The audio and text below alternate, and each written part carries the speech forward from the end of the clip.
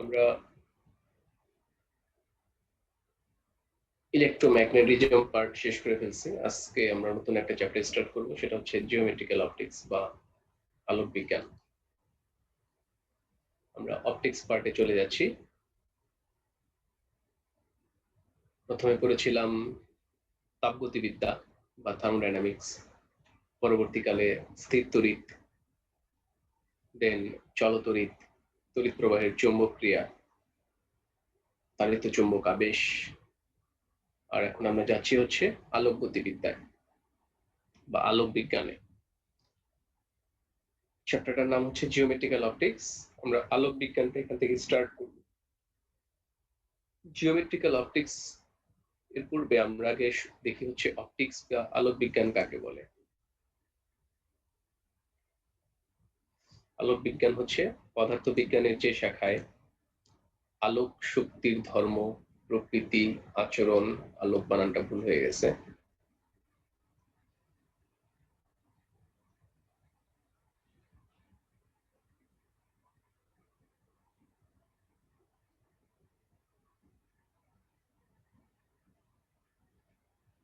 কেউ হাত উঠাইছো? বলো। ওমর ফারুক।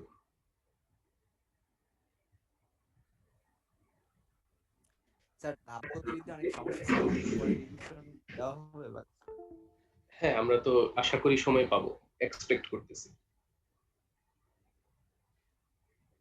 জি স্যার, ওই যে যে একটু সমস্যা আমরা আছে। কিছু সময় পাবো। হ্যাঁ, এই জন্য আমরা আগে আগে শেষ করে ফেলতে যাচ্ছি সিলেবাসটা। এমনিতে আমাদের অক্টোবরে শেষ হয়ে যাওয়ার কথা, নর্মালি নভেম্বর এই টাইমে টেস্ট পরীক্ষা হওয়ার কথা, যেহেতু হচ্ছে না, সো দ্যাটস ওয়াই আমরা ডিসেম্বর পর্যন্ত ধরে রাখছি যে ডিসেম্বরের মধ্যে সিলেবাসটা শেষ করে পরবর্তী ইনস্ট্রাকশন অনুযায়ী আমরা যেগুলো হয়তো ইউটিউবে ছিল সেগুলো হয়তো আবার ডিসকাস করতে পারবো, আশা করতেছি। জি স্যার, ওই যে স্লাইড গুলো একটু সাউন্ড কম ছিল, একটু শুনতে সমস্যা ছিল। হ্যাঁ, সাউন্ড কি কম আসতেছে? না স্যার, এখন না, মানে ওই তাপগতিবিদ্যার ওই ক্লাসগুলোতে। ও আচ্ছা, ঠিক আছে, দেখা যাবে ইনশাল্লাহ। সবগুলো আমরা তো যেগুলো তো লাইভ পড়াইতে পারিনি সবগুলোই রিভিশন হওয়ার কথা, এটা আমরা আশা করতেছি। জি স্যার, ইনশাল্লাহ। তাহলে এই হচ্ছে আলোক বিজ্ঞান। এই আলোক বিজ্ঞানটাকে আবার দুটো ভাগে ভাগ করা যায়। একটা হচ্ছে তোমার জ্যামিতিক আলোক বিজ্ঞান, জিওমেট্রিক্যাল অপটিক্স, যেটা আমরা এখন পড়বো, এটা একটা চ্যাপ্টার। আরেকটা চ্যাপ্টার আছে হচ্ছে ভৌত আলোক বিজ্ঞান। জ্যামিতিক আলোক বিজ্ঞানে আমরা আলোর জ্যামিতিক বিহেভিয়ার নিয়ে আলোচনা করব, অর্থাৎ আলোর আচরণ নিয়ে আলোচনা করব জ্যামিতিক আলোক বিজ্ঞানে। আর আলোটা কি, কেন এরকম আচরণ করে, অর্থাৎ তাত্ত্বিক আলোচনা হচ্ছে তোমার ফিজিক্যাল অপটিক্স বা ভৌত আলোক বিজ্ঞানে। তাহলে প্রথমটা হচ্ছে জ্যামিতি সংক্রান্ত, আর পরেরটা হচ্ছে তাত্ত্বিক আলোচনা। এই জন্য এটার নাম হয়েছে জ্যামিতিক আলোক বিজ্ঞান। আলোর বিভিন্ন প্রপার্টি, প্রতিফলন, প্রতিসরণ, আলো কিভাবে চলে, তার কি কি প্রপার্টি আছে, কি কি ধর্ম আছে, এইগুলো নিয়ে হচ্ছে জ্যামিতিক আলোক বিজ্ঞানে ডিসকাস করা যায়। অর্থাৎ এখানে আলো যে কি তার প্রকৃত রূপ আমরা জানি না, আলো কি জিনিস তার রূপ না জেনে তার আচরণ নিয়ে ডিসকাস করা হয় যেটাতে, সেটা হচ্ছে জিওমেট্রিক্যাল অপটিক্স বা জ্যামিতিক আলোক বিজ্ঞান। আর ভৌত আলোক বিজ্ঞানে আলোর প্রকৃতি জেনে তারপর কিছু প্রপার্টি নিয়ে ডিসকাস করা হয়, সেটা হচ্ছে ভৌত আলোক বিজ্ঞান ও ফিজিক্যাল অপটিক্স। এটা কিন্তু কম্পারেটিভলি কঠিন আর কি প্রথমটা থেকে। প্রথমটার কোনো তাত্ত্বিক আলোচনা নাই, শুধুমাত্র রেজাল্ট। এখানে হচ্ছে রেজাল্ট, আর এখানে হচ্ছে কজ বা কারণ। ভৌত আলোক বিজ্ঞান কারণ নিয়ে আলোচনা করে, আর একটা ফলাফল নিয়ে আলোচনা করে। তারপর আলো কি জিনিস, টোটালটা থিওরিটিক্যাল ডিসকাশন, তাত্ত্বিক আলোচনা, এখানে তাত্ত্বিক বিশ্লেষণ। আর এটা হচ্ছে পরীক্ষা লব্ধ ফলাফল।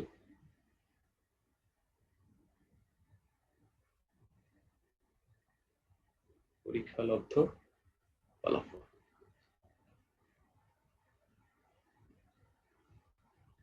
কারণের আগে ফলাফল নিয়ে আলোচনা করব। হ্যাঁ, ব্যাপারটা ঠিক এরকমই। অলরেডি শুরু করছো তোমরা অনেক আগে থেকে, ক্লাস 8 থেকেই শুরু করছো।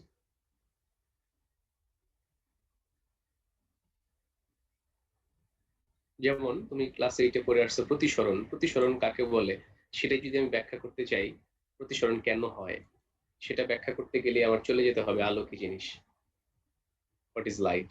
হোয়াট ইজ লাইট এটা ছাড়া প্রতিসরণ কেন হয় আমি ব্যাখ্যা করতে পারবো না।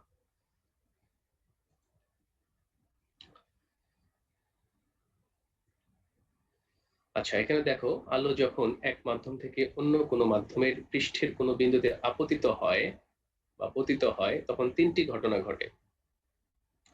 তিনটি ঘটনা ঘটে আলো এক মাধ্যম হতে অপর কোনো মাধ্যমের পৃষ্ঠের কোনো বিন্দুতে আপতিত হলে বা পতিত হলে। তিনটি ঘটনা ঘটে, একটা হচ্ছে আলোর প্রতিফলন রিফ্লেকশন ঘটতে পারে, আলোর শোষণ অ্যাবজর্পশন ঘটতে পারে, আলোর প্রতিসরণ রিফ্র্যাকশন ঘটতে পারে। তাহলে তিনটা ঘটনা ঘটতে পারে, প্রতিফলন, প্রতিসরণ এবং শোষণ। ধরো এই হচ্ছে একটা মিডিয়াম, এই হচ্ছে একটা মিডিয়াম, এটা হচ্ছে একটা মাধ্যম, এটা হচ্ছে আরেকটা মাধ্যম।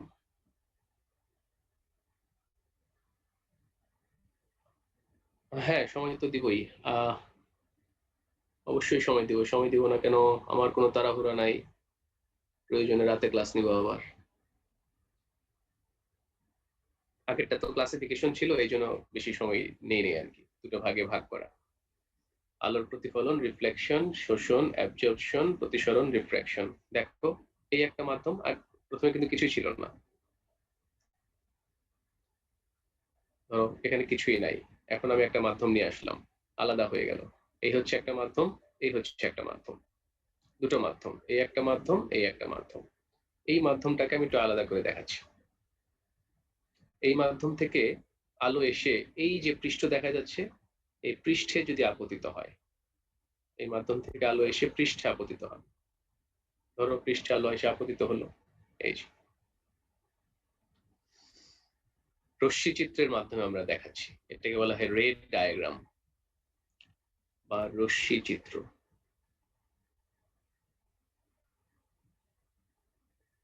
রশ্মি চিত্র, আলো এসে এখানে আপতিত হলো, আলোক রশ্মি।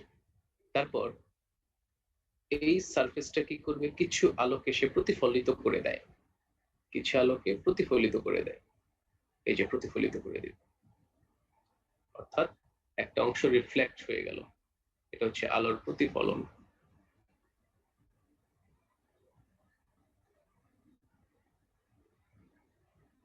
আবার সারফেসের মধ্যে যে তোমার মলিকুল গুলো আছে, এগুলো হচ্ছে মলিকুল।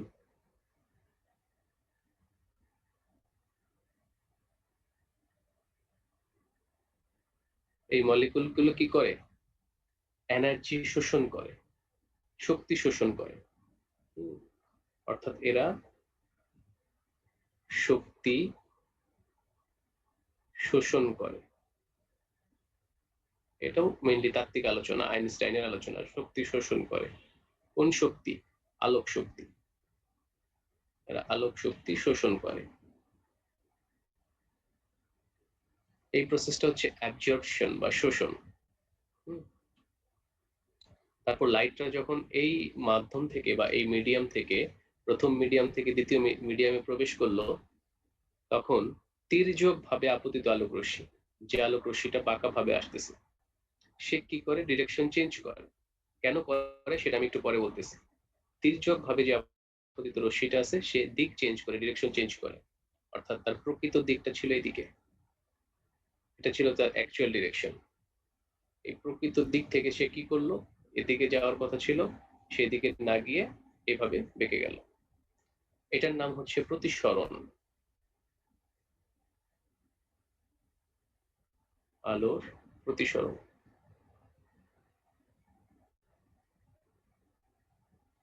তাহলে কি কি হচ্ছে এখানে, আলোর শোষণ হচ্ছে অ্যাবজর্পশন, প্রতিফলন হচ্ছে, প্রতিসরণ হচ্ছে। এই তিনটা ঘটনা ঘটবে, বাট আমাদের সিলেবাসে যেটা আমরা ডিসকাস করব, আমাদের এইচএসসি সিলেবাসে যেটা, সেটা হচ্ছে টোটালটাই আলোর প্রতিসরণ। কিছু অংশ আলোর প্রতিফলন থাকতে পারে, আবার নাও থাকতে পারে, তবে টোটাল ডিসকাশনটাই হচ্ছে আমাদের আলোর প্রতিসরণ নিয়ে, রিফ্র্যাকশন অফ লাইট নিয়ে হচ্ছে আমাদের সম্পূর্ণ ডিসকাশন। আমরা একটু পরে দেখব রিফ্র্যাকশন কাকে বলে এবং রিফ্র্যাকশন কেন ঘটে, তার ব্যাখ্যাটা দেওয়ার চেষ্টা করব। সেটা দেওয়ার জন্য আমাদের পরের চ্যাপ্টার থেকে একটা থিওরি ধার করে নিয়ে আসতে হবে। সেই থিওরির সাহায্যে আমরা ব্যাখ্যা দিব যে আলোর প্রতিসরণ কেন ঘটে। তাহলে আলো এক মাধ্যম থেকে আরেকটা মাধ্যমে গেলে কয়টা ঘটনা ঘটবে? 3টা ঘটনা ঘটবে: প্রতিফলন, শোষণ এবং প্রতিসরণ। মিস্টার আসিফ।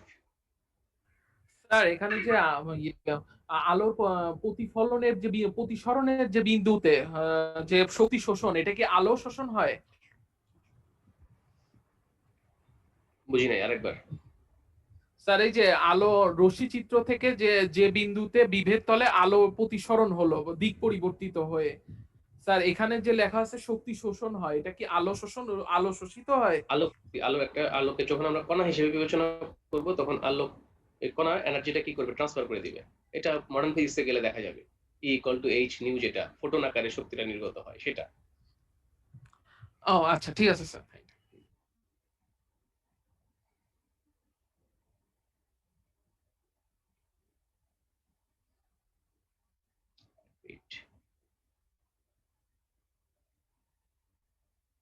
রিদওয়ান। স্যার এখানে যে আলোটা পড়তেছে মানে আপতিত যে আলোক রশ্মি হচ্ছে, এখানে স্যার কোন অংশটুকু প্রতিফলিত হবে আর কতটুকু অংশ প্রতিসরিত হবে, এটার কি কোনো অনুপাত আছে? না, এটা ডিপেন্ড করে মিডিয়ামের উপর, সারফেসের উপর। ও সারফেস টু সারফেস ভ্যারি করবে। জি স্যার, বুঝছি। যেমন মসৃণ তল না হলে আলোর প্রতিফলিত হবে না। আচ্ছা আচ্ছা স্যার।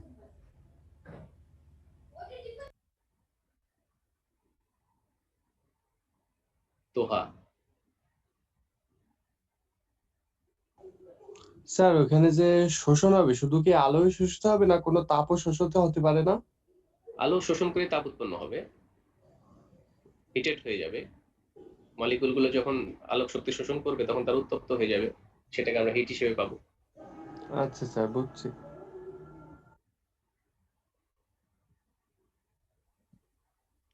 স্যার যদি স্যার আলোটা অবিলম্ব বরাবর পড়তো তাহলে স্যার প্রতিসরণ হতো না? সেটা আসতেছি আসতেছি কেন হবে না তার ব্যাখ্যাই দিব। টোটাল ক্লাস জুড়ে আজকে আমি আলোর প্রতিসরণের সংজ্ঞা বরাবো। আজকে বাকি ক্লাস জুড়ে আমি প্রতিসরণের সংজ্ঞা বরাবো, আর কিছুই পড়াইতে পারবো না।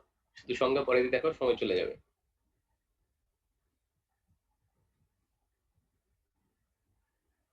স্যার এখানে কি আলোর ওই যে শুধুমাত্র কণা ধর্ম ধরা হচ্ছে, না তরঙ্গ ধর্ম ধরা হবে না? কণা তরঙ্গ নিয়ে কোনো কথাই বলবো না আমি এই চ্যাপ্টারতে। এই চ্যাপ্টারতে কণা বা তরঙ্গ নিয়ে কোনো কথাই বলবো না। ক্লিয়ার? জি স্যার। এটা নিয়ে কথা বলবো হচ্ছে ভৌত আলোক বিজ্ঞানও পড়ার পরে।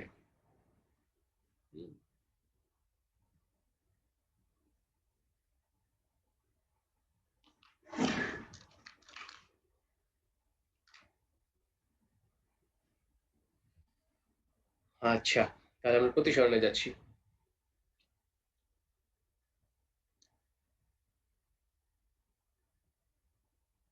অ্যাবজর্পশন তো আসলে এই চ্যাপ্টারের টপিকস না। অ্যাবজর্পশন হচ্ছে তোমার লাইট তো ফোটন আকারে আসে, এই ফোটনের এনার্জিটা, ফোটন একটা পার্টিকেল, আলোকে যখন কণা হিসেবে আমরা কনসিডার করি, সে এনার্জিটা কি করে ট্রান্সফার করে দেয় কাকে? ওই যে অবজেক্টে যে মলিকুল গুলো থাকে, মলিকুলের কাছে। ওই মলিকুল গুলো এনার্জি নিয়ে কি হয়? এনার্জি নিয়ে উত্তপ্ত হয়, হিট, এবং তাদের কাইনেটিক এনার্জি বেড়ে যায়। আর এই কাইনেটিক এনার্জি যেটা বেড়ে যায় সেটাকে আমরা কি হিট এনার্জি হিসেবে পাই। এই হচ্ছে তোমার অ্যাবজর্পশন প্রসেসটা।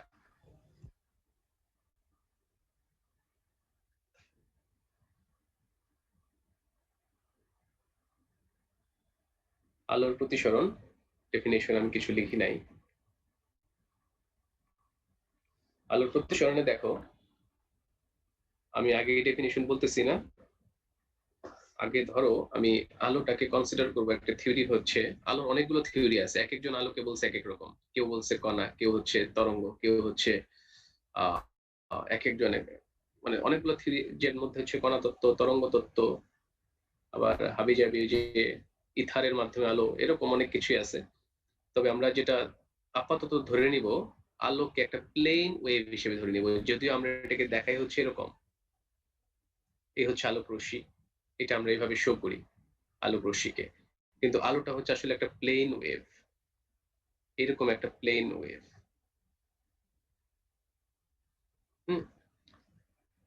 আলোর যে থিওরি গুলো আছে সেখানে আলোকে একটা প্লেন ওয়েভ হিসেবে কনসিডার করা হয়, প্লেন ওয়েভ। তো এই প্লেন ওয়েভের মধ্যে ধরো অসংখ্য পার্টিকেল আছে, অসংখ্য পার্টিকেল। এই অসংখ্য পার্টিকেল নিয়ে এই প্লেন ওয়েভটা তৈরি। পার্টিকেল গুলো বা কণাগুলো কেমন, ধরো এইভাবে আছে,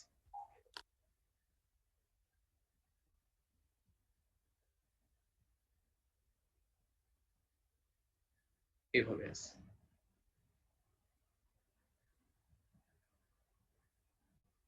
এইভাবে আছে।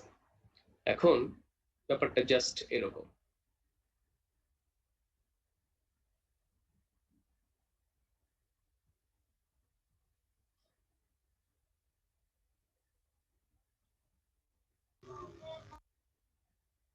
এদের মধ্যে যে এতটাই শক্তিশালী বন্ডিং,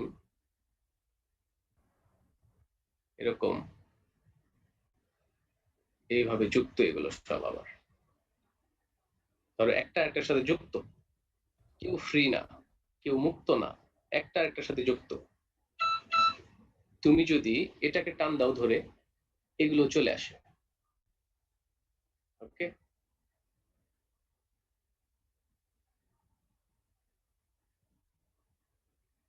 তুমি যদি এগুলোকে টান দাও ধরে, একটাকে ধরে টান দিলা, তাহলে বাকি সবগুলো চলে আসে।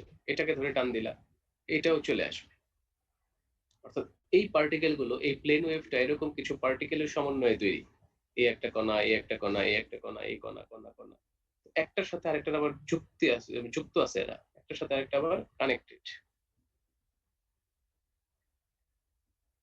কানেক্টেড,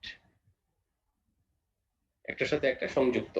অর্থাৎ একটাকে তুমি টান দিলে বাকিরাও চলে আসে। এখন এরকম প্লেন ওয়েভ যখন আমরা এই প্লেন ওয়েভটাকেই অ্যারোর মতো করে দেখাই, এই প্লেন ওয়েভটাকেই আমরা আলোক রশ্মি আকারে দেখাই। এরকম প্লেন ওয়েভ যখন কোনো একটা সারফেসে আপতিত হয় তির্যক ভাবে, দেখো দুই ধরনের ঘটনা ঘটতে পারে। হালকা মাধ্যম থেকে যদি ঘন মাধ্যমে যায়, ধরো এটা হচ্ছে হালকা মাধ্যম, এটা হচ্ছে ঘন মাধ্যম, এটা হচ্ছে ঘন মাধ্যম, এটা হচ্ছে হালকা মাধ্যম। এরকম দুইটা ঘটনা ঘটতে পারে। হালকা মাধ্যম হচ্ছে যে মাধ্যমে আলোর বেগ কম। এই হালকা ঘন হচ্ছে আমাদের প্রাকৃতিক যে ডেনসিটি আছে, প্রাকৃতিক যে ঘনত্ব আছে, অর্থাৎ একক আয়তনে ভরের সংখ্যা, ওটার সাথে সম্পর্কিত না। আমি পরে বলবো যে প্রাকৃতিক ঘনত্ব আর আলোকীয় ঘনত্ব দুটো আলাদা জিনিস। আলোকীয় ঘনত্ব সেটারই বেশি যে মাধ্যমে আলোর বেগটা কম। তাহলে হালকা মাধ্যম মানে হচ্ছে এখানে আলোর বেগ কম, ঘন মাধ্যম আলোর বেগ বেশি, আর ঘন মাধ্যমে আলোর বেগ কম, আলোর বেগের উপর সম্পর্কিত। আচ্ছা, তাহলে এখানে আলোর বেগ বেশি, আলোর বেগ বেশি, সরি কম, আর এখানে আলোর বেগ বেশি।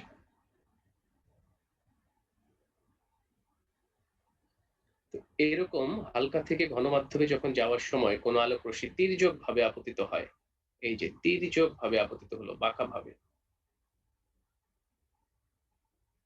বাঁকা ভাবে আপতিত হলো, এর মধ্যে তো পার্টিকেল আছে।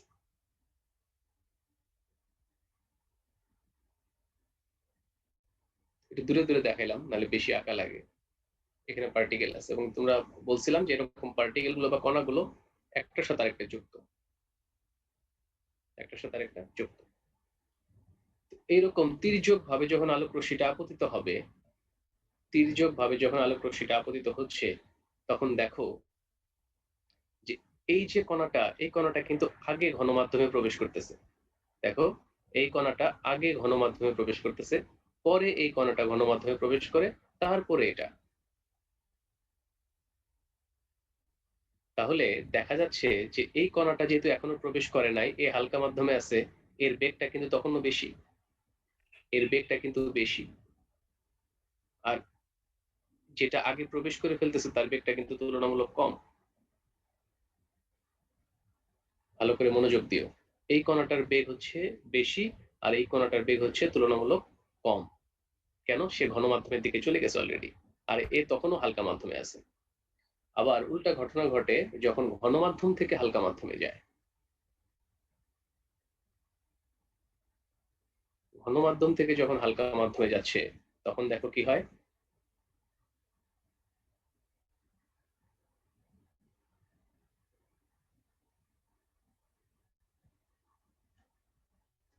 এখানে আলোর বেগটা হচ্ছে বেশি, এখানে আলোর বেগটা হচ্ছে কম। এই যে এই কণাটা তখন চলে আসছে আগে, তার বেগ বেশি কারণ হালকা মাধ্যমে চলে আসছে, আর এটা তখনও ঘন মাধ্যমে আছে, তার বেগটা কমে গেছে। এখন এই পর্যন্ত আপাতত থাকুক, আমি আরেক জায়গায় চলে যাচ্ছি। ধরো এই হচ্ছে একটা নদী, নদী, নদীতে পানি প্রবাহিত হচ্ছে, কোথাও পানির অণুগুলোর বেগ এরকম, ধরো একটা অণুর বেগ বেশি, তারপরেরটার কম, তারপরেরটার আরেকটু কম, তারপরেরটার আরেকটু কম। কোথাও অণুগুলোর বেগ এখানে বেশি, এখানে কম, আরেকটু কম, আরেকটু কম। এটা আমি গ্রেডিয়েন্ট ডাইভারজেন্স কার্ভ পড়ানোর সময় বলি। আবার কোথাও নদীতে বাঁক সৃষ্টি হয়েছে, এরকম পানিগুলোর মধ্যে এরকম চক্রাকার হচ্ছে। এখন আমরা যদি একটা শোলা বলকে এখানে রেখে দেই, শোলা বল তোমরা চিনো, বা ককশিট এখানে রেখে দেই, এটাকে যদি এখানে রাখি, বা এই ককশিটটাকে যদি আমরা এখানেই রাখি, বা আবার কোথাও ধরো পানির বেগগুলো এরকম আছে, সব জায়গায় একই রকম সমান, এবার ককশিটটাকে এখানেও রাখলাম,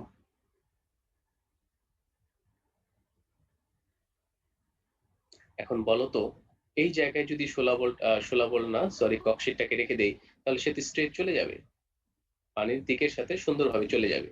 এখানে কি হবে কে বলতে পারবা? হাতুটাও দেখি কে বেঁকে স্যার যাবে। স্যার ঘূর্ণির সৃষ্টি হবে। ঘূর্ণির সৃষ্টি হবে। আচ্ছা বলো দেখি, আমি যেখানে লেজার পয়েন্টারটা ধরতেছি এখানে ঘূর্ণনটা কেমন হবে, ক্লকওয়াইজ আর অ্যান্টি ক্লকওয়াইজ?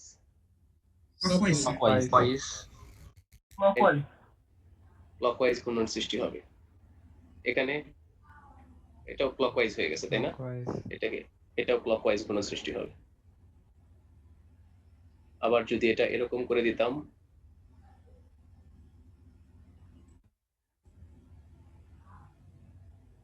এরকম করে দিতাম, তাহলে স্যার অ্যান্টি ক্লকওয়াইজ সৃষ্টি হতো। তাহলে একটা অ্যান্টি ক্লকওয়াইজ ঘূর্ণন সৃষ্টি হবে।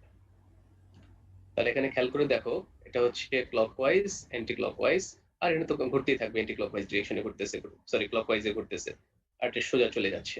তো ভেক্টর চ্যাপ্টার এইভাবে বলেছিলাম যে এখানে কার্ল হচ্ছে 0, এখানে কার্ল নট ইকুয়াল টু 0, এখানেও কার্ল নট ইকুয়াল টু 0, কারণ এটা একটা ভেক্টর ফিল্ড।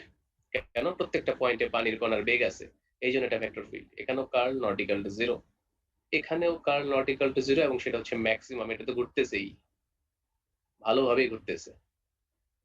তো এই এক্সাম্পলটা দিয়ে আমি যদি এখানে বলি, তাহলে খেয়াল করে দেখো যে একই ঘটনা এখানে ঘটতেছে, এই কণাটার বেগ হচ্ছে বেশি, এই কণাটার বেগ হচ্ছে কম, এই কণাটার বেগ হচ্ছে বেশি, এই কণাটার বেগ হচ্ছে কম। নদীর জায়গাটা, আচ্ছা নদীতে যেটা হচ্ছে সেটা হচ্ছে আমি কয়েকটা কেস কনসিডার করছি। একটা জায়গায় নদীর পানিগুলোর বেগ সমান, সবগুলো একই বেগে সামনে দিকে যাচ্ছে। আরেকটাতে ধরে নিছি এটা বেগ বেশি, তারপর একটু বেগ কম, তারপর আরেকটু কম, তারপর আরেকটু কম, তারপর এখানে ধরে নিছি একটু কম, তার থেকে বেশি, তার থেকে বেশি, তার থেকে বেশি। আর আরেক জায়গায় ঘুরতেছে। সাধারণত নদীর মোহনায় এই ধরনের ঘটনা সৃষ্টি হয়, চক্রাকার বা কার্ভ সৃষ্টি হয়, এরকম বাঁক। এই পানির উপর যদি আমি একটি তোমার ককশিটকে রেখে দেই এখানে, তাহলে এই ককশিটটা সোজা চলে যাবে। আবার যদি এখানে রেখে দেই তাহলে একটা ঘূর্ণন সৃষ্টি হবে, এই যে এরকম বোঝাই যাচ্ছে যে এখানে একটা ঘূর্ণন সৃষ্টি হবে, টর্ক সৃষ্টি হবে, এবং সেটা ক্লকওয়াইজ। আবার এখানে রেখে দিলে এখানেও ঘূর্ণন সৃষ্টি হবে, অ্যান্টি ক্লকওয়াইজ। আর এখানে রেখে দিলে এটা পানির অন্যগুলো যেহেতু ঘুরতেছে, এ তো ঘুরতেই থাকবে, এভাবে ঘুরবে। অর্থাৎ এখানে কার্ল ম্যাক্সিমাম, কার্ল ঘূর্ণন প্রবণতা সৃষ্টি করে, ব্যাখ্যা করে। এখানেও কিছুটা ঘূর্ণন আছে, curl not equal to 0 but maximum না। এখানেও ঘূর্ণন আছে, কার্ল নট ইকুয়াল টু 0, এখানেও ঘূর্ণন আছে, কার্ল নট ইকুয়াল টু 0, শুধুমাত্র এখানে কার্ল ইকুয়াল টু 0। আর এই টোটাল পানির প্রবাহটা এটা হচ্ছে একটা ভেক্টর ফিল্ড, এটা হচ্ছে একটা vector field, vector field. Vector ক্ষেত্র, ওই স্কেলার ফিল্ড ভেক্টর ফিল্ডে চলে গেলাম আর কি। এটা দিয়ে আমি প্রতিসরণটা ঘটনাটাকে ব্যাখ্যা করব। দেখো, এটা হচ্ছে হালকা মাধ্যম, আলোর বেগ বেশি, ঘন মাধ্যম, আলোর বেগ কম। হালকা মাধ্যম, আলোর বেগ বেশি, ঘন মাধ্যম, আলোর বেগ কম।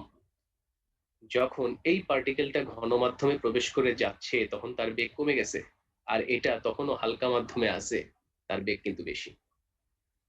এই পার্টিকেলটা হালকা মাধ্যমে প্রবেশ করে গেছে, তার বেগ বেশি, কিন্তু এই পার্টিকেলটা তখনও ঘন মাধ্যমে আছে, তখন তার বেগটা কম। এবার বলো এই ক্ষেত্রে কি হবে, এই ক্ষেত্রে কি হবে বলো। মাইক্রোফোন অন করা আছে। স্যার প্রথমটাই ক্লকওয়াইজ অ্যান্টি ঘুরবে স্যার। প্রথমটা এইভাবে ঘুরে যাবে, দ্বিতীয়টা এইভাবে ঘুরে যাবে। হ্যাঁ আচ্ছা, তাহলে হালকা মাধ্যম থেকে ঘন মাধ্যমে গেলে কি হয়? অবিলম্বের দিকে, অবিলম্বটা কোথায় আছে? এই যে অবিলম্ব, দেখো আমি দেখাই নেই অবিলম্ব, পরে গিয়ে দেখাবো। এই হচ্ছে অবিলম্ব, যে বিন্দুতে আপতিত হয় সেই বিন্দুতে অঙ্কিত লম্ব। তাহলে হালকা থেকে ঘন মাধ্যমে গেলে বেঁকে যায় কোন দিকে? অবিলম্বের দিকে বেঁকে যায়। আর ঘন থেকে হালকা মাধ্যমে গেলে এবারও বেঁকে যায় কোন দিকে? অবিলম্ব থেকে দূরে সরে যায়। তাহলে এই যে আলোক রশ্মি যখন এক মাধ্যম থেকে আরেক মাধ্যমে যাচ্ছে, আপতিত আলোক রশ্মি কি করতেছে? দিক পরিবর্তন করতেছে। কিভাবে আপতিত আলোক রশ্মি? তির্যক ভাবে। তির্যক ভাবে না হলে কিন্তু হবে না। কেন? কারণ দেখো, লম্ব ভাবে যদি আপতিত হয়, এই হচ্ছে লম্ব ভাবে আপতিত হয়েছে, এর তো বেগের তারতম্য হচ্ছে না।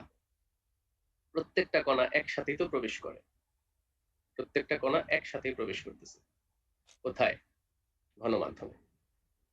হালকা থেকে ঘন বা ঘন থেকে হালকা, হোয়াটএভার যেটাই বলো না কেন, এখানে এই কণাগুলোর বেগের তারতম্য হচ্ছে না, সবাই একসাথে একই বেগ লাভ করতেছে।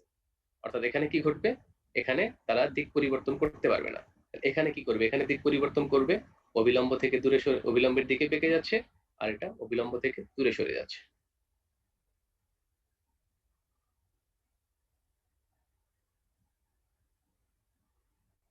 বলো ইউষা।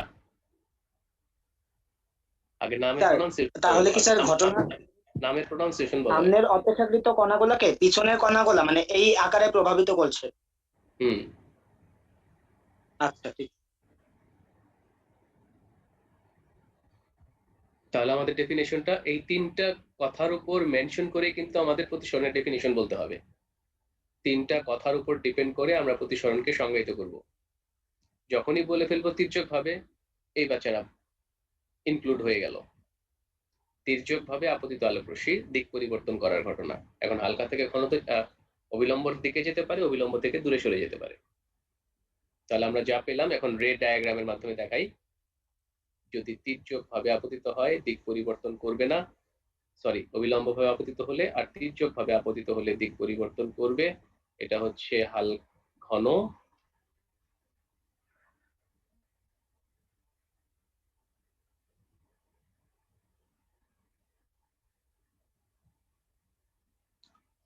এটা হচ্ছে ঘন মাধ্যম, এটা হচ্ছে হালকা মাধ্যম,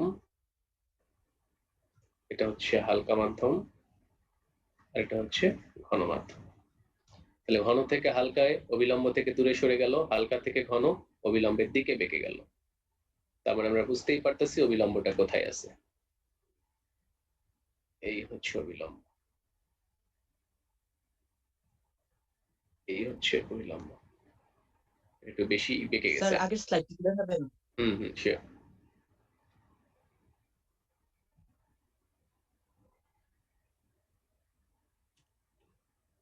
ওকে স্যার।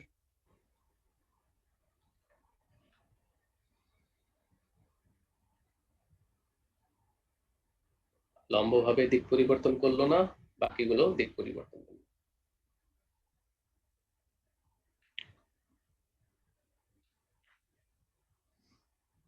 লেখা শেষ করো, দেন বাকি ডিসকাশন। স্যার তারপর এটা কি মানে একটা ফোটন কণার জন্য? এটা একটা প্লেন ওয়েভ, একদম টোটাল ওয়েভটাই প্লেন আকারে। ধরে নিব ফোটন দ্বারা তৈরি, এটা অনেকগুলো তত্ত্ব মিলিত রূপে একটা ব্যাখ্যা করা, মানে জাস্ট অ্যানালজি দিয়ে। Okay sir. স্যার বলো ফাহাদ। স্যার এখানে পার্টিকেল গুলো তো স্যার খুব বেশি দূরে দূরে থাকবে না, কারণ পার্টিকেল গুলো তো অনেক ছোট হবে। এত ছোট মানে হ্যাঁ, এই জন্যই তো আমরা এটা তোমার এই লাইনটাকেই আমরা প্লেন ওয়েভের মধ্যে নিয়ে আসতেছি।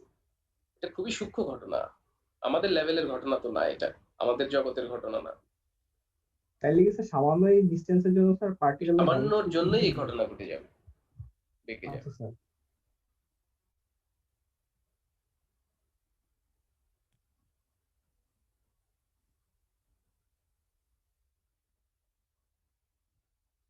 ওকে, দেন আমরা ডেফিনেশনে যাব।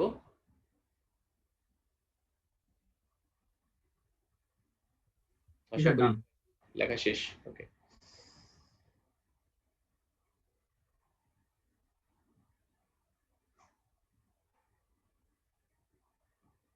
ডেফিনেশনটা কি এখানেও নাই? আচ্ছা, এটা হচ্ছে অবিলম্ব তির্যকভাবে আপতিত আলোক রশ্মি প্রথমে ধরো হালকা মাধ্যম থেকে ঘন মাধ্যমে যাচ্ছে, হালকা থেকে ঘনতে যাচ্ছে, আবার ঘন থেকে আবার হালকাতে যাচ্ছে। হালকাটাকে যদি এ বলি, ঘনটাকে বললাম বি, আবার হালকাটা হচ্ছে এ। আপতিত হলো আপতিত রশ্মি, এটাকে বললাম ও এ, এটা হলো তোমার আপতিত রশ্মি। সব পড়া আছে, প্রথম দুইটা ক্লাস 9 10-এরই পড়া। আপতিত রশ্মি,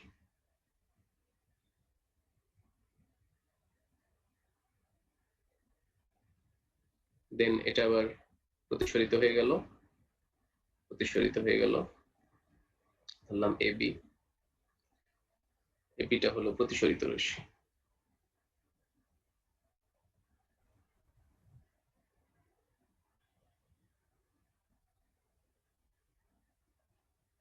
প্রতিসরিত রশ্মি তো আবার এটা বের হয়ে আসবে, ইন করলো প্রথমে, মাধ্যম চেঞ্জ করলো, কিছুক্ষণ ঘোরাঘুরি করলো, এবার আবার বের হয়ে আসবে। এক্সিট, এটা এন্ট্রান্স, এটা এক্সিট, এটাকে বললাম হচ্ছে বিসি। বিসি, তাহলে বিসিটা হচ্ছে ইমার্জেন্ট রে বা নির্গত রশ্মি। আর ওএ আর এই বিসি কি সমান্তরাল হবে? অবশ্যই, একই মাধ্যম থেকে আবার একই মাধ্যমে ফিরে আসছে, এর থেকে আবার এতে ফিরে আসছে, একই হওয়ার কথা। তাহলে এখানে নোট যেটা OA should be parallel to BC।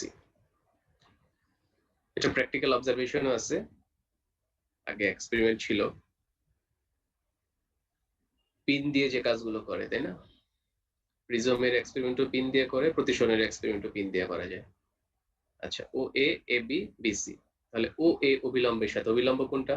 ধরলাম এটা n, এটা n প্রাইম, এটা অবিলম্ব, বা এটা n প্রাইম, এটা অবিলম্ব।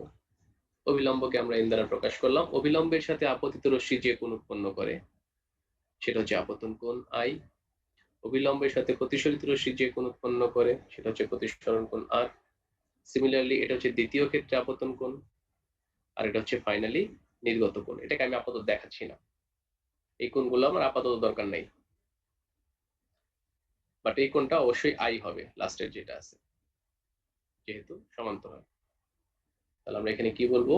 আমরা এখানে বলবো যে I কোণটা আপতন কোণ,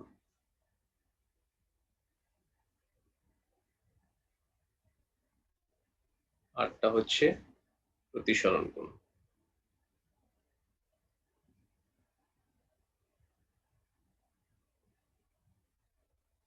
দেন n প্রাইম, এটা হচ্ছে অভিলম্ব। এটা আলোক রশ্মি যে বিন্দুতে আপতিত হবে আমি সেই বিন্দুতে অভিলম্ব কল্পনা করব, সেই বিন্দুতে আমি নরমাল ড্র করব যে বিন্দুতে আপতিত হবে। এই হচ্ছে বেসিক, যেটা তুমি ক্লাস 8-এই পড়ে আসছো। বেসিক মানে হচ্ছে এগুলো নামকরণ আর কি, কোনটাকে কি নামে ডাকা হয়। আপতিত রশ্মি, প্রতিসরিত রশ্মি, নির্গত রশ্মি, আপতন কোণ, প্রতিসরণ কোণ, অবিলম্ব।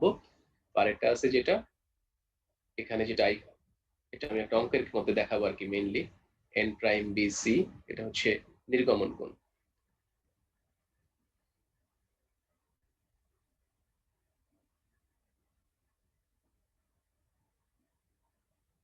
আচ্ছা, তাহলে এখন দেখি আমরা ডেফিনেশনটা বললেই কি হয়।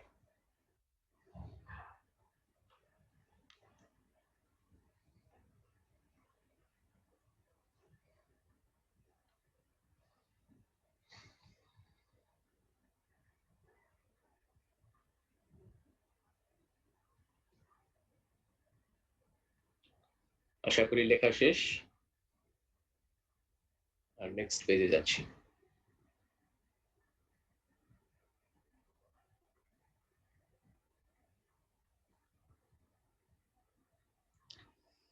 আচ্ছা, তো এই প্রতিসরণ সংক্রান্ত দুটো সূত্র আছে। আমি 2 নম্বর সূত্র, যেটা ক্লাস 8 বা ক্লাস 9 যেটা পড়ে আসছো, সেটা ব্যাখ্যা করবো এখন। সূত্রটা হচ্ছে স্নেলস ল বলা হয়। তো স্নেলস ল কেন? কার নাম অনুসারে? এটা হচ্ছে উইলিব্রড স্নেল। তিনি লিডেন ইউনিভার্সিটি, জার্মানির একজন প্রফেসর ছিলেন ফিজিক্সের। তার এক্সপেরিমেন্ট থেকে এটা পাওয়া যায়, স্নেলস ল। এবং স্নেলস লটা হচ্ছে তোমার লাইট ডিসকাস করার জন্য এবং মডার্ন ফিজিক্স ডিসকাস করার জন্য খুব ইম্পর্টেন্ট একটা থিওরি, একটা ল আর কি, খুবই ইম্পর্টেন্ট। দেখবা যে আমরা স্নেলস ল থেকে যেটা পাবো সেটা অলমোস্ট মডার্ন ফিজিক্স পর্যন্ত আমরা চালাবো। কারণ মডার্ন ফিজিক্সেও লাইটের কিছু প্রপার্টি আছে। মডার্ন ফিজিক্সের ম্যাক্সিমাম ইনসিডেন্ট কিন্তু লাইট দিয়ে এক্সপ্লেন করে। তো স্নেল সাহেব বললেন, একটা মাধ্যম থেকে যদি আরেকটা মাধ্যমে আলোক রশ্মি আপতিত হয়, এই মাধ্যম বি মাধ্যম, এ থেকে বিতে আলোক রশ্মি আপতিত হলো। ধরো এই একটা কোণে আপতিত হলো, এই কোণটাকে আমরা বললাম I1, এটা হচ্ছে প্রতিসরণ কোণ, এটাকে বললাম R1। এটাকে আমরা বললাম হচ্ছে I1, প্রতিসরণ কোণটাকে বললাম হচ্ছে R1। আবার এইভাবে আপতিত হতে পারে, এটাকে বললাম হচ্ছে I2। এর জন্য যে প্রতিসরিত রশ্মি সেটা হলো এটা, তার জন্য প্রতিসরণ কোণটাকে বললাম হচ্ছে R2। আরেকটাকে একটু বৃদ্ধি করে দিলাম, ধরো এরকম করে দিলাম। এর জন্য যে আপতন কোণ, এটাকে আমরা কনসিডার করলাম হচ্ছে I3। এর জন্য যে প্রতিসরণ কোণ, সেটাকে আমরা বললাম হচ্ছে R3।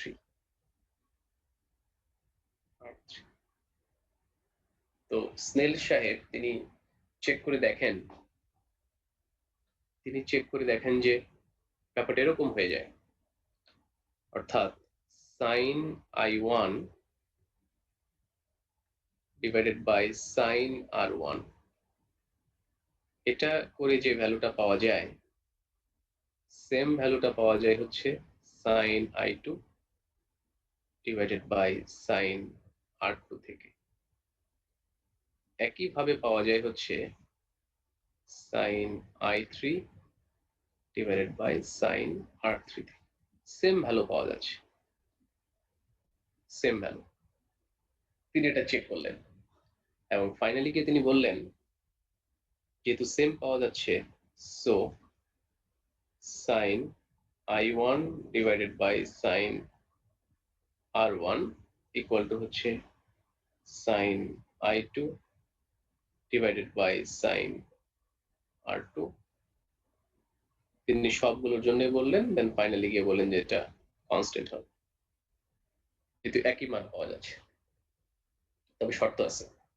শর্তটা হচ্ছে, যদি আমার এটা একই মিডিয়াম হয়, এটাও যদি একই মিডিয়াম হয়, মানে বারবার প্রথম ক্ষেত্রে এটা যায় এটাও তা, দ্বিতীয় ক্ষেত্রে এটা যায় এটাও তা, তৃতীয় ক্ষেত্রেও এটা যায় এটাও তা, এবং আলোর বর্ণ যদি একই হয়, আলোর বর্ণ, যে আলোটা আমি পাস করাচ্ছি সেই আলোর বর্ণ যদি একই হয়, তাহলে এই বেচারা কনস্ট্যান্ট থাকে। আলোর বর্ণ যদি চেঞ্জ করে দেই, তাহলে ভ্যালুগুলো চেঞ্জ হয়ে যায়। তো তখন তিনি এই রেশিওটার নাম দিলেন হচ্ছে, অর্থাৎ sine I divided by sine R, যেহেতু কনস্ট্যান্ট হচ্ছে, এই কনস্ট্যান্টের তিনি নাম দিলেন প্রতিসরণাঙ্ক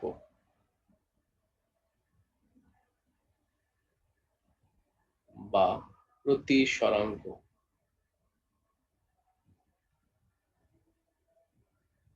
অ্যাবসেন্ট লিস্ট গুলো দিয়ে দিও ক্যাপ্টেন। প্রতিসরণাঙ্ক বা প্রতিসরাঙ্ক বা রিফ্র্যাক্টিভ ইন্ডেক্স।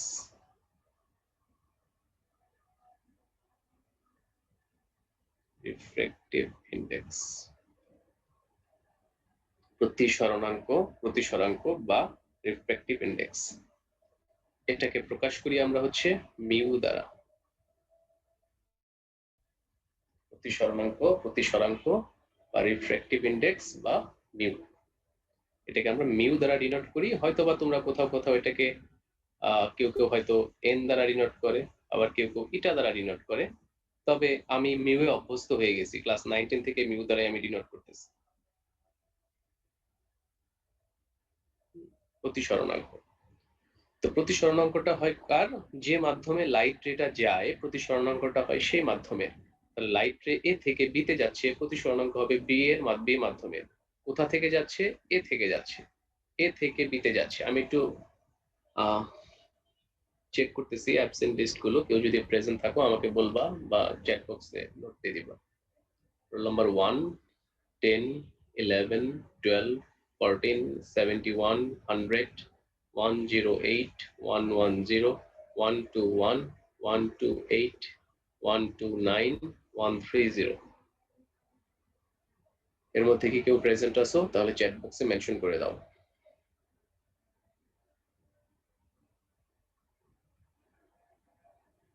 ওকে, 110 প্রেজেন্ট। আর কেউ?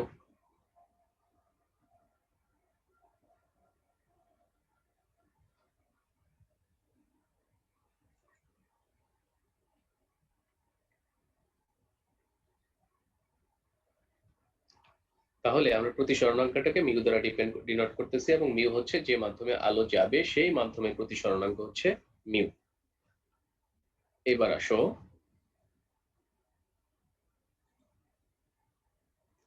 আমরা প্রতিসরণাঙ্কটাকে দুটো ভাগে ভাগ করি।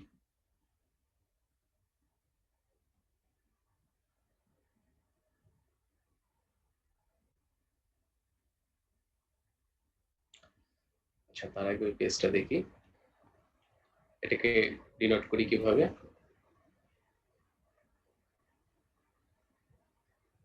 কন্ডিশন গুলো কি কি? কিসের কন্ডিশন? ওটা দেখাবো, সবগুলো দেখাবো, আছে আমি লিখে দেবো পরে। আপাতত হাইলাইটের মধ্যে আছে, তো পরে লিখে দেবো এগুলো। কার কার উপর ডিপেন্ড করে পরে লিখতেছি, আমরা পরে লিখবো। একই মাধ্যমে এবং একই কালার, ওই যে বলে দিছে। ওটার জন্য আমার আলাদা স্লাইডই আছে, মিউ কার কার উপর নির্ভর করে, আলাদা ডিসকাশনই আছে। তো এটা আই, এটা আর।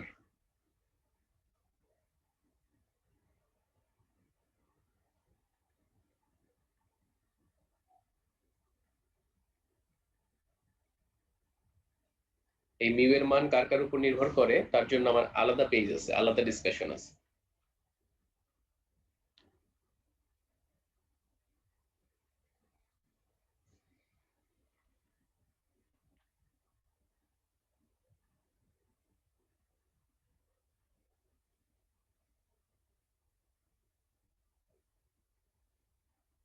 আচ্ছা, আরেকটু লিখে শেষ করতেছি। তো লাইট রে ধরো এ থেকে বি তে যাচ্ছে, এই হচ্ছে এ, এই হচ্ছে বি। এ থেকে বি তে গেল, তাহলে এ মিউ বি। এই যে প্রতিসরণাঙ্কটাকে সেটা আমরা এইভাবে লিখি, sine i divided by sine r. এই কথাটার মানে হচ্ছে এ মাধ্যমের সাপেক্ষে বি মাধ্যমের প্রতিসরণাঙ্ক। এই কথাটার মানে যে মাধ্যম থেকে লাইটটা যাচ্ছে তার সাপেক্ষে, এ এর সাপেক্ষে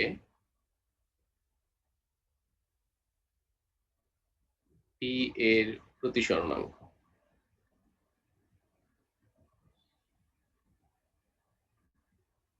এ এর সাপেক্ষে বি এর প্রতিসরণাঙ্ক, এটা হচ্ছে a mu b equal to sine i divided by sine r. আবার ধরো লাইট রে এইভাবে গেল, এদিকে গেল, এইভাবে আপতিত প্রতিসরিত হলো, দেন আবার এইভাবে যদি আপতিত হয় তখন সে এইভাবে প্রতিসরিত হবে। যদি বি থেকে এতে আসে একইভাবে, বি থেকে এতে যদি সে একইভাবে আপতিত হয়, ঠিক একইভাবে সে প্রতিসরিত হবে। তখন আমরা এটাকে লিখবো হচ্ছে b mu a equal to, তখন আপতন কোণ কোনটা হবে? তখন আপতন কোণ হবে আর, আপতন কোণটা হবে আর, প্রতিসরণ কোণটা হবে আই। তখন আমি এটাকে লিখবো এরকম ভাবে, sine R divided by sine I. এটা হচ্ছে বি এর সাপেক্ষে এ এর প্রতিসরণাঙ্ক, বি এর সাপেক্ষে, বি এর সাপেক্ষে এ এর প্রতিসরণাঙ্ক, এটাকে বলতেছি বি মিউ এ। তাহলে এই দুটো থেকে আমরা কি বলতে পারি? বলতে পারি a mu b equal to হচ্ছে 1 বাই বি মিউ এ, এরকম বলতে পারি। A mu b equal to 1 by b mu a. Okay, আমরা আমাদের সময় শেষ করে ফেলছি, আমরা নেক্সট দিন এখান থেকে স্টার্ট করে ফেলবো। এটা একটা ইম্পর্টেন্ট রিলেশন। হ্যাঁ, এ মিউ বির এরকম আরো 8-10টা ফর্মুলা আমরা দেখবো, তারপর প্রত্যেকটাকে একসাথে করে আমরা ম্যাথমেটিক্যাল প্রবলেম সলভ করব। আপাতত খোদা হাফেজ।